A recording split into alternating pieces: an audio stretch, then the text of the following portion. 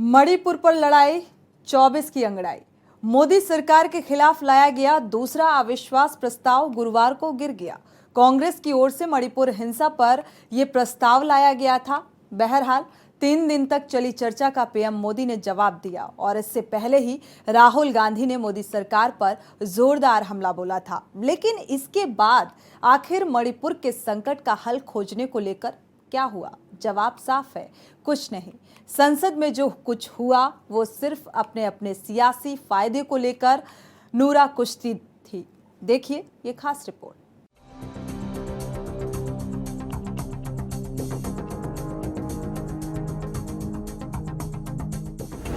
पीछे छूटा मणिपुर समाधान का मुद्दा। अविश्वास प्रस्ताव पर 3 दिन चर्चा। विपक्ष सत्ता पक्ष में सिर्फ चला वार पलटवार का दौर। राहुल का मोदी तो पीएम का कांग्रेस पर प्रहार। एक दूसरे के खिलाफ भड़ास निकाली और चलते बने।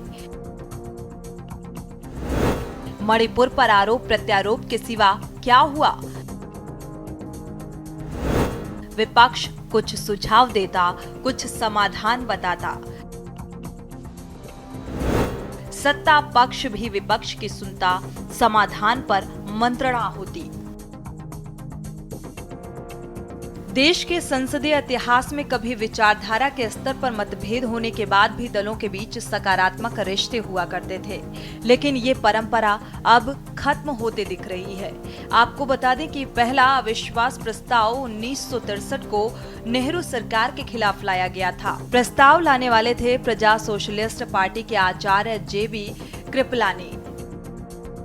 कहा था सरकार की गलतियों को ऐसे ही छोड़ नहीं सकता, जिस पर प्रधानमंत्री पंडित जवाहरलाल नेहरू ने कहा था कि ऐसे प्रस्ताव लोकसभा में आते रहने चाहिए ताकि सांसद सरकार के खिलाफ खुलकर बोल सकें और उसे आईना दिखा सकें। लेकिन अब ऐसी विचारधारा को लुप्त होते हुए देखा जा सकता है। दरअसल गुरुवार को क्या हुआ? अविश्वास प्रस्ताव गिर गया।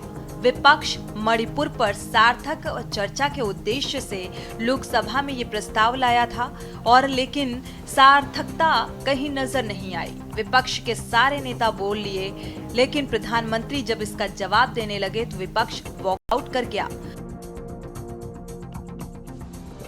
हो सकता है ये विपक्ष की रणनीति हो, लेकिन इसमें सार्थक चर्चा का भाव कहाँ है? रचनात्मकता कहाँ है? 3 दिन तक दोनों ही पक्षों ने एक दूसरे के खिलाफ भड़ास निकाली और चलते बने। मणिपुर पर अगर चर्चा हो रही है तो एक दूसरे पर आरोप लगाने के बजाय विपक्ष कुछ सुझाव देता, कुछ समाधान सुझाता और सत्ता पक्ष भी अपनी तरफ से कोई निदान बताता या विपक्ष को गंभीरता से सुनता। हो सकता है दोनों ओर से रचनात्मकता दिखती तो मणिपुर जैसी समस्या के हल का भी कोई रास्ता निकलता। लेकिन आजकल राजनीति में रचनात्मकता है ही कहां? राजनेताओं में धैर्य कहां है?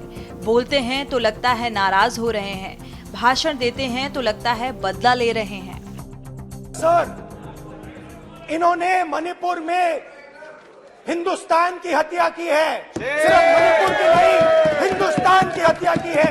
इनकी राजनीति ने मणिपुर को नहीं, हिंदुस्तान को मणिपुर में मारा है। हिंदुस्तान को कत्ल किया है, हिंदुस्तान का मर्डर किया है। मणिपुर शब्द प्रयोग किया, मगर आज की सच्चाई यह है कि मणिपुर नहीं बचा है। भारत एक आवाज है, भारत हमारी जनता की आवाज है, दिल की आवाज है। उस आवाज की हत्या आपने मणिपुर में की। इसका मतलब भारत माता की हत्या आपने मणिपुर में की। मारकर भारत की हत्या की है। आप देश द्रोही हो। मणिपुर में अदालत का एक फैसला आया। अब अदालतों में क्या हो रहा है वो हम जानते हैं। और उसके पक्ष विपक्ष में जो परिस्थितियां बनी, हिंसा का दौर शुरू हो गया और उसमें बहुत परिवारों को मुश्किल हुई। अनेकों ने अपने स्वजन भी खोए। महिलाओं के साथ गंभीर अपराध हुआ और ये अपराध अक्षम्य है और दोषियों को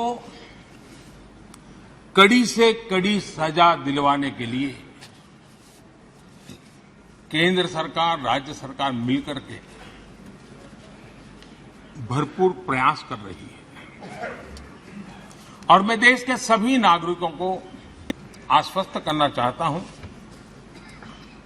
कि जिस प्रकार से प्रयास चल रहे हैं, निकट भविष्य में शांति का सूरज जरूर उगेगा।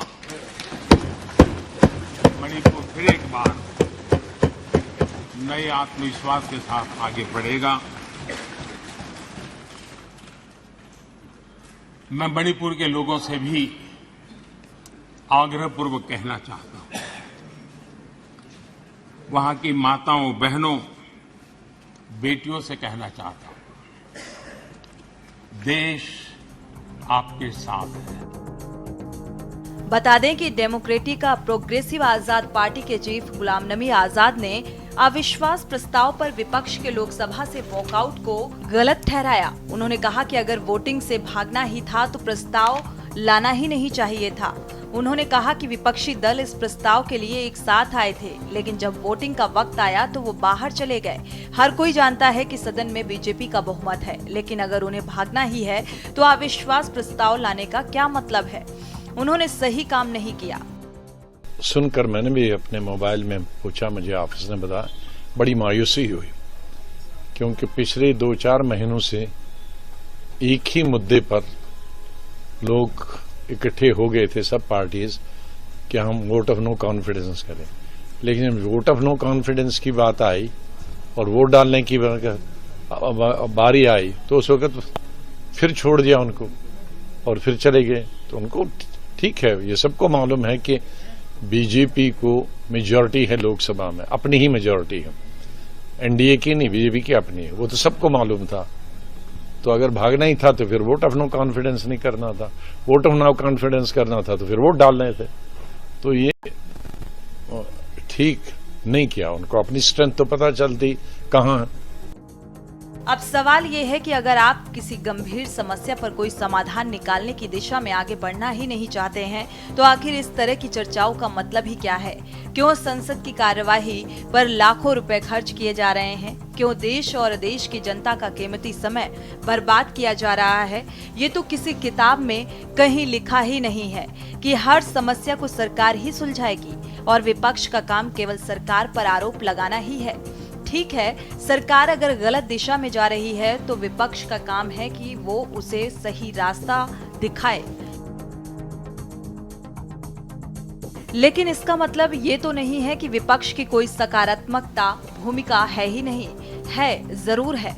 जितनी जिम्मेदारी सरकार की होती है उतनी ही विपक्ष की भी होती है। लेकिन अब हालात ऐसे हैं कि सत्ता पक्ष और विपक्ष एक दूसरे को सुनना ही नहीं चाहते। एक दूसरे को नीचा दिखाने के सिवाय लगता है इनका कोई दूसरा उद्देश्य ही नहीं रहा है। स्पेशल डेस्क, के न्यूज़ इंडिया।